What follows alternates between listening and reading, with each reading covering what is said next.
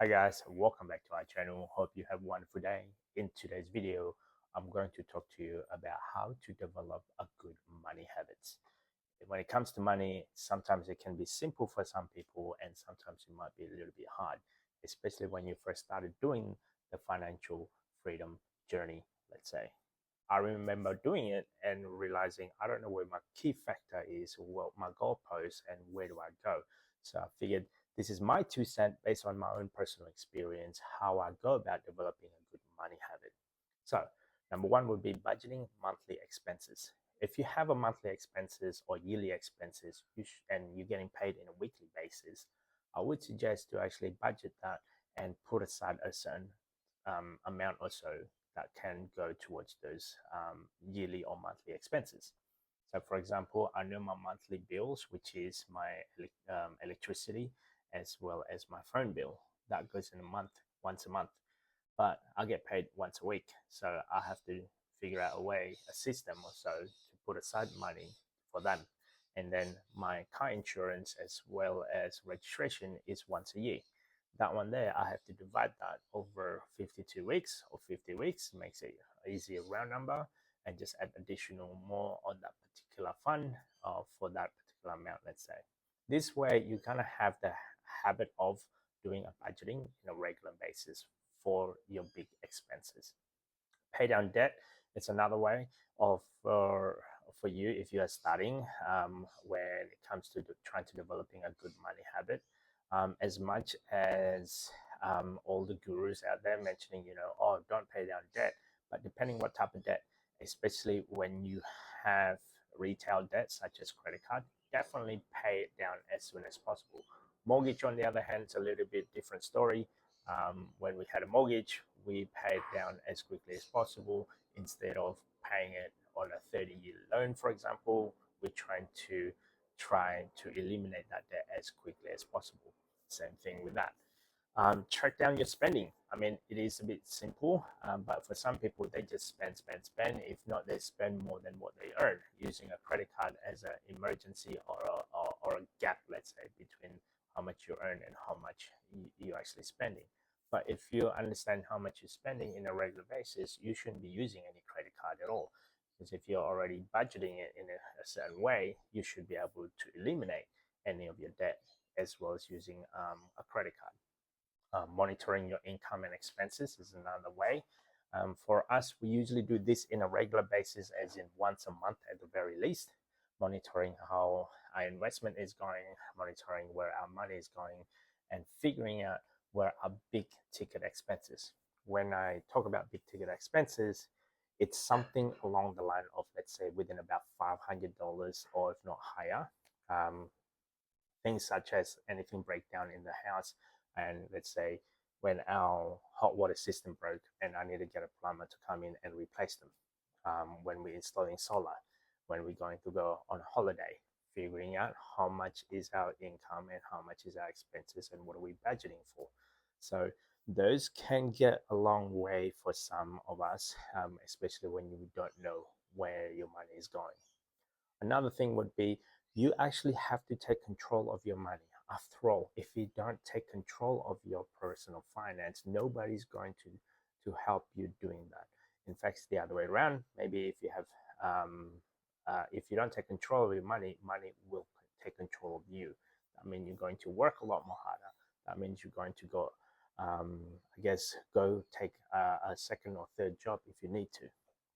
So the next one would be spend less than what you earn. I mean, it's a very simple concept. However, some people don't do this. For me, we're trying to spend less every single paycheck. So what we usually do also automate your saving. So when we spend less than what we earn at the end of this pay cycle or so, I usually have enough surplus of certain dollar figure or so. With that money, we usually contribute that towards our investment, put it on a saving account, or in case of an emergency fund account. And I kind of get excited within that first week or so of getting paid, because when the money hit in our bank account, I usually go, oh, how much surplus did I have on the previous from previous pay? That goes contribute towards something else before we contribute our next cycle of our pay. So I tend to do that quite regularly, and I kind of see where the money is going, where it's distributed. But sometimes if you're putting yourself too thin and not having a lot of fun, it's not a lot of fun. So it's not fun. That's what I meant. Um, Another one would be save early for retirement fund. I shot myself in the foot on this. On my early 20s, I did not contribute to my retirement fund. Now I have to contribute more compared to what I should have done when I was at the young age. Realizing that now, where if anyone of you out there that just started working, definitely contribute at the bare minimum of certain percentage of your income towards your retirement. Now I'm doing this in my on. I started on my late 30s. I have to contribute a lot more in terms of the fund. Whereas I looked at my son's account, looking at how the small amount that he had to contribute and how much is it making. I am just quite amazed on how much he's earning now at the age of 9. So definitely contribute a lot more to your retirement fund as early as possible. Avoid impulse spending. For us, it might be a little bit hard, especially when you need to go to a big shopping mall, or when your grocery shopping actually attached to a big shopping mall, especially during the holidays where you're probably then bound to do it over the weekend, where there's a lot of people, there's a lot of information that you need to filter. I remember saying to myself, I'm only going to buy one or two things, but I ended up spending about $100 or so on this one or two things. So I sort of have a laugh once in a while. Yes, we do buy them sometimes. We can't avoid having children, and sometimes as a treat, I go out and spend money with them. But sometimes it's kind of funny at the same time buying an ice cube that's ice cube maker that's probably going to cost us about $2, ended up spending $100, including the game, the toys that they have around in this particular shopping center. So another one would be set financial goals. So when I first started, when I was in debt, I did not have any financial goal except just focus on paying off the debt. As soon as I already paid that debt, yes, I had a little bit of fun time, let's say, where I just splurge on anything and everything that I want because I did not have any more payments anymore. However, after that section of your personal finance, you're bound to go, what do I have to do next stage of my life so that way I'm going to be able to set myself up comfortably when I'm retiring. That's the type of questions that you should be asking. I asked that particular questions when I was young, when I just finished my debt, and this is the progress of it. It can be as simple as, look, I want to start investing of $50, $100, or I want to set up my retirement fund, or understand that by the time that you've polished off your debt and have your fund money finished, and by the time you get there, it is going to be a long journey in order for you to get there. For some instance, we've been doing this over 5 years or so, where we started saving for our retirement, and we're looking at probably for the next 5 years in order for us to achieve our FIRE numbers. At this stage, we're about 50% at the time that this is being recorded. Another one would be automate your finance. So automate your saving is, those are the two sort of similar factor. Like I mentioned previously, every time I get paycheck on the first Friday of that particular week, it distribute automatically for us. This way we don't have to think, overthink, or underthink on how much money I should be contributing and where. It sort of like take you out of the equation, let's say, on how to go about taking care of your finances. That helps a lot. But the other occasion, I do adjust them accordingly based on what happened on our life in that particular moment. Grow your saving. So for us, growing our saving is sort of like a must. Saving account, something that is as simple as saving account for emergency fund, saving account just for the day-to-day basis, saving account for your investment, saving account for going out on a trip. So they all have different elements also. And for us, we try to grow our saving as high as possible, especially on the investment side, because that one there, it will be taking care of us when we actually retiring. Evaluate your spending annually. Sometimes we do that. We don't do it in like as a ballpark figure. We oversee on how we go about every month or for the whole year. Did we increase our net worth or not? And do we need to make a couple of adjustments or not? And sometimes life expenses can creep up as well. Just now we up to the stage where we're looking at I guess a bigger expense or a bigger holiday instead of our regular holiday.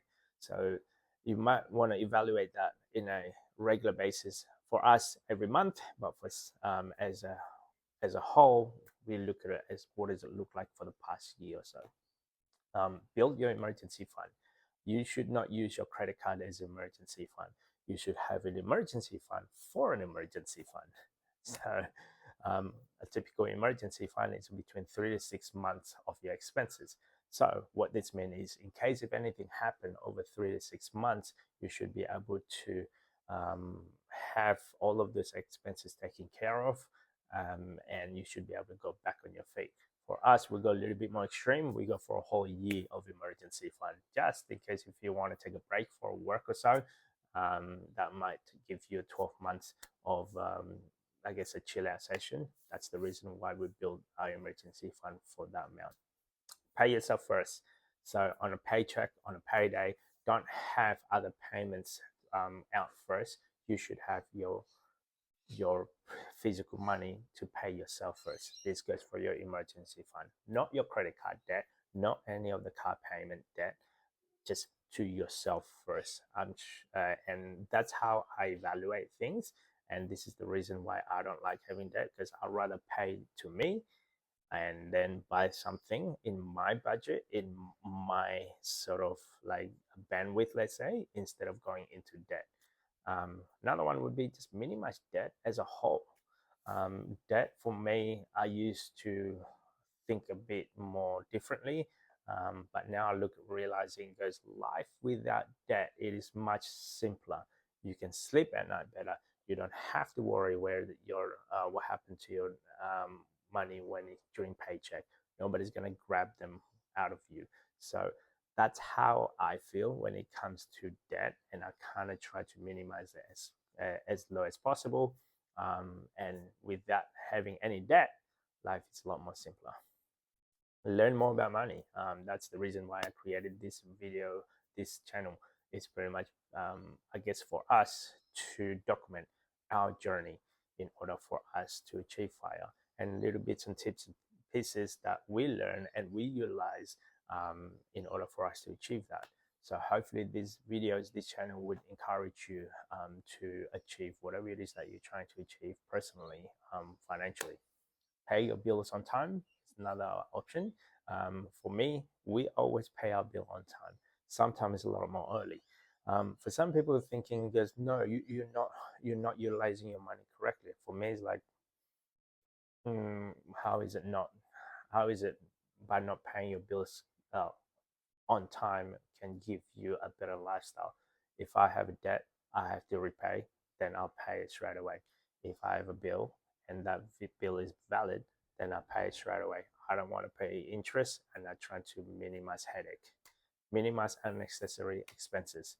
When and if you can, always think about, is this a want or is this a need? So this is just my 2 cents based on my research, based on what I've found and how we go about developing a good money habit. If you guys like this type of content, don't forget to subscribe, comment. I will see you on the next video.